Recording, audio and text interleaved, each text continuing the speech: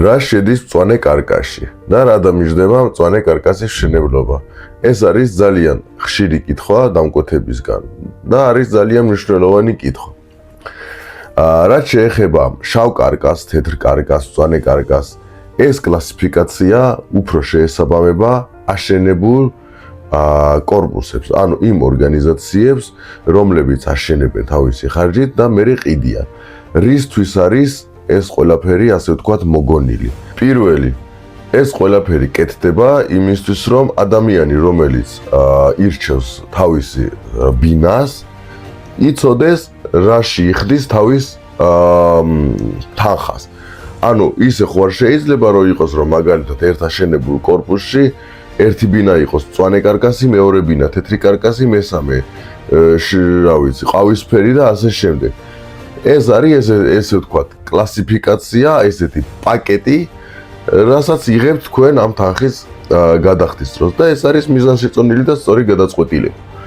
მაგრამ რაც შეეხება სახლის მშენებლობას, ანუ კერძო სახლის მშენებლობას, ეს მეთოდოლოგია ცოტა არ ვარგა. რატო? იმიტომ რომ თქვენ მაგალითად გინდათ სახლის მშენებლობა. ზოგს აქვს იმის თანხა, რომ ააშენოს მარტო კარკასი, მარტო ჩონჩხი. ამას ჩვენ ხო ვერ დავარქვით, ვერ ჩავს, ვერ ცეთრს, ვერ მწვანეს. ზოგს მაგალითად უნდა რომ ააშენოს ჩონჩხი, ამოიყვანოს კედლები და ჩასვას ფანჯრები. არც ეს არ არის შავი კარკასი, რო ვთქვათ. ზოგს უნდა რომ მაგალითად გააკეთოს კედლები, ამოიყვანოს ფასადი, გალესოს და გააჩეროს. ამასაც ვერ დავარქვით თეთრ კარკასს. ანუ ამით რისი თქვა მინდა? პირველ რიგში თქვენ რომ გაინტერესებთ მშენებლობა, უნდა გათვალოთ მიახლოებითი ბიუჯეტი, რისი გაკეთება გინდათ, ანუ სადამდე ყოფნით თქვენი ბიუჯეტი. და რომ ურეკავთ მშენებელს, უნდა უთხრათ თქვენი ჩამონათვალი იმ სამუშაოების რისი გაკეთებაც გინდათ და უთხრათ აი ეს დამითვალე. არა და მწვანე კარკასი, იმიტომ რომ მშენებელს როცა ურეკავთ და ეუბნებით, აი მწვანე კარკასი მინდა ან თეთრი კარკასი მინდა, მშენებლობაში ახლა კონკურირების თემაში ისეთი რაღაცა ხდება, რომ ზოგი გეუბნებათ, აი მაგალითად, მე თეთრ კარკასს გაგიკეთებ $300. მერე სხვას ურეკავთ, სხვა გეუბნებათ, მე თეთრ კარკასს აგიშენებ, თქვათ $350. მაგრამ ამათი თეთრი კარკასი სხვადასხვა, ანუ გამოირჩევა.